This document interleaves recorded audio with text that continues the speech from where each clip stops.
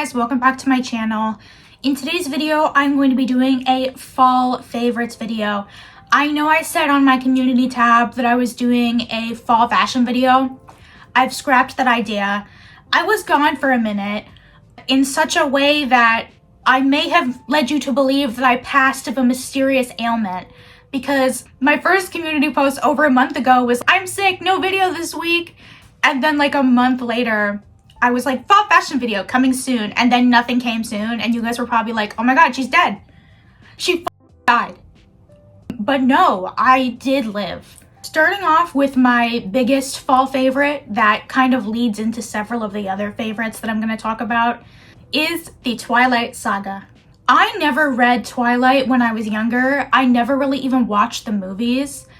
I remember when I was a kid and the last couple movies were coming out, being over at people's houses and they were like, we're gonna put Twilight on, the one where they get married, and I was like, what? I was not following that at all. And now, as an almost 23-year-old, I read this adolescent girls paranormal romance series and I said, this is spectacular.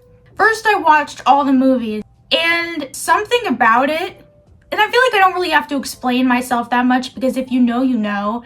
But something about it is just so charming. It's weird, and that's almost what I like about it.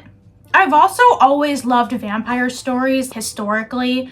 I'm not sure why. I'm just a big vampire person. So give me any vampire book or like any vampire series and I'm probably gonna eat it up. And I have two contrasting things to say about this series. I liked reading a book that isn't geared towards adults and that didn't have tons of what they're calling spice in it today. It's just more like, it reminds me of reading Jane Austen. You're reading it and you know, like maybe these characters desire each other or whatever, but they're not saying anything explicitly, and I just like that better. I like it better to like it be this dynamic that is more implied than anything. Something about that's more interesting to me.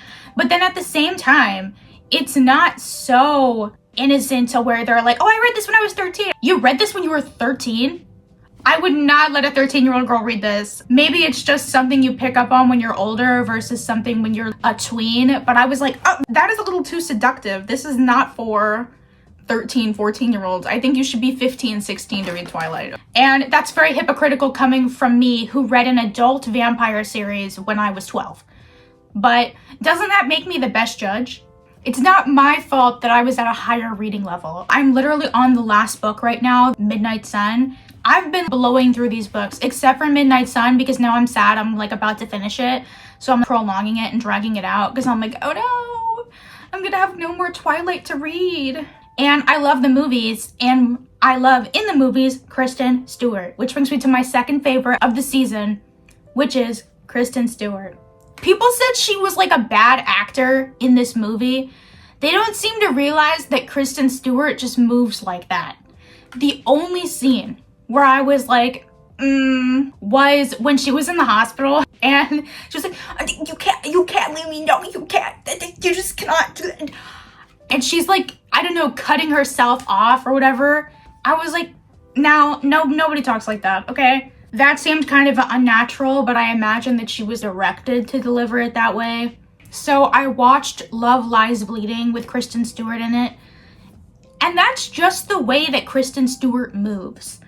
I saw somebody describe it as micro acting, and they said she acts with her fingers. And I was like, dude, you're so right. Because she's constantly like twitching and like, I love that. I just like it so much better when an actor has a really unique physicality and disposition as opposed to just being a blank slate.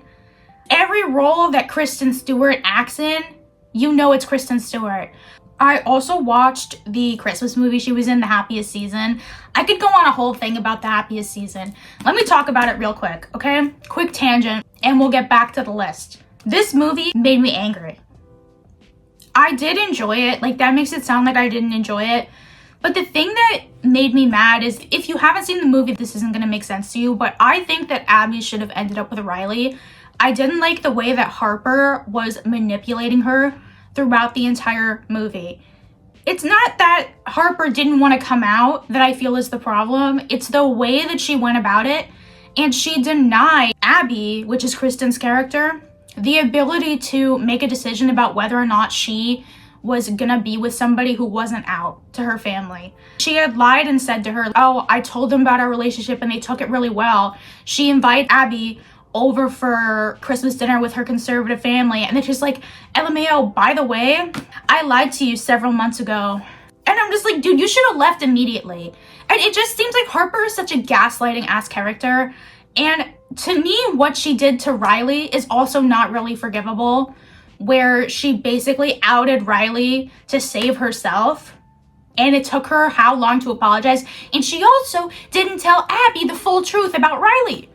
When she told Abby about Riley, she acted kind of like Riley was the villain. Meanwhile, she lied on Riley and slandered her to the whole school, to the whole community. It's one thing if you can't come out, but why are you manipulating everybody at every turn and being irresponsible and causing all these casualties? I think the ideal ending would have been Abby's character sticking with what she said, which was that it's too late. I want to be with someone who's out and proud to be with me. And also, Harper, you were doing some crazy work. I don't like the way you were moving. It's too late now. You were not treating me well. I'm done. And then she should have gotten with Riley, because I think that Riley, which is Aubrey Plaza's character, is much more matched in personality to Abby.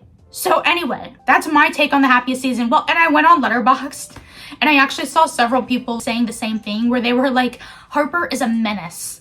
Next thing I am obsessed with is Henley tops, and I'm gonna insert images of the Henley tops that I bought. I got them from Hollister, and I have on like a baby doll top right now and a lace tank from Hollister also, because Hollister did this throwback collection that I love, and that I was gonna talk about that in my fall fashion video initially, but I thought I could just weave it into this video, which is the fashion in Twilight is stellar. You can tell the impact that it's had on me, because I come on this video and I have this top on. This is so 2000s, and then I got this freaking headband and I did that. I'm just living my fantasy, because like I've said, I think multiple times on this channel, this is the future I was promised. When I was a kid in the early 2000s, this is the way the older girls looked. Or they had their juicy tracksuits on, or like their pink logo sweatpants. And now I love to dress like that whenever I can, because that's what all the cool older girls were wearing. And then by the time it's time for me to be an adult, it's not in vogue anymore. And I just thought that Kristen looked so beautiful in Twilight. And I was like, let me get some of those headbands. And let me get some of those tops. And I did. And I think they look good. I'm also loving having a cup of hot chocolate every night before bed. I'm probably going to have to stop doing that eventually, because I don't think it's good for my stomach. I've been loving specifically this brand, Crazy Cups, in my little Keurig. And this, the Snow White, I love white hot chocolate. Starbucks got rid of it. And it's really hard to find white hot chocolate in the K-Cups. The K-Cups are just so much easier to deal with than trying to mix your own hot chocolate. Oh my God, that's such a hassle. I can't be bothered. So now that I found this white hot chocolate K-Cup, everything is perfect and everything is a dream. And I love this beautiful pink mug with pumpkins on it. I think I've showed you guys these before. I have another one. It came in a set that's basically just these colors inverted. My friend recently got me an Elvira mug, and I also love that too. I don't have it in here right now, but I can insert a photo so you guys can see it. But I love this flavor. I love the creamy milk chocolate one. I love the pumpkin spice hot chocolate one. Out of all the flavors I've tried of the hot chocolate so far, I've liked all of them. I ordered some other flavors now. I ordered the dark chocolate to try and the gingerbread cookies to try for the holiday season coming up. I just want to let everybody know that Christmas for me does not start until after Thanksgiving.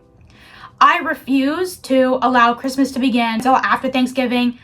I do my best to enjoy Christmas, and I'm assuming going to be making Christmas content this year.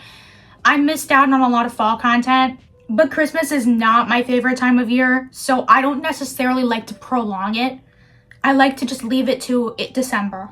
After Thanksgiving through December, after that we're done. For my last two favorites, I have some music. And this first one I'm going to show you is more about the vinyl itself. The Marie Antoinette Sofia Coppola Urban Outfitters soundtrack. I literally just got this. It's a little presumptuous to be calling it a fall favorite already. I just love the way that this looks. And I want to show it to you. Can you see this? How it's like blue and clear. And then the other one is pink and clear. And that's just so perfect to me. I just really love the way that that looks, and I'm obsessed. The soundtrack for this movie is really good. I'm definitely going to be playing this, and the gatefold, I'm pretty sure I can get away with showing you this without the YouTube censors being enraged at me and hating me. Also for music, Solia. I have her EP jewel box here. This was a limited edition release from Vertigo Vinyl. I do play this EP on my player, but I also mostly listen to her streaming her on Spotify. Her most recent new songs like Movie Star and Silver Swan, I love those. I love 19. I'm really into those like newer releases of her. Who you should also look up, who I saw in concert, is Saint Evangeline. I love Saint Evangeline, and I'm especially loving her dreamier new releases. How she released Limerence, Rain Dance. She also just did a cover of Love You to Death by Typo Negative. I'm loving that as well. Perfect moody fall atmosphere. But yeah, those are some things that I'm loving in the fall. If you enjoyed, comment a pumpkin emoji down below, and I will see you guys hopefully in the next video. Hopefully I'm going to be back to making content semi-consistently. I'm not going to make big promises right now. Bye.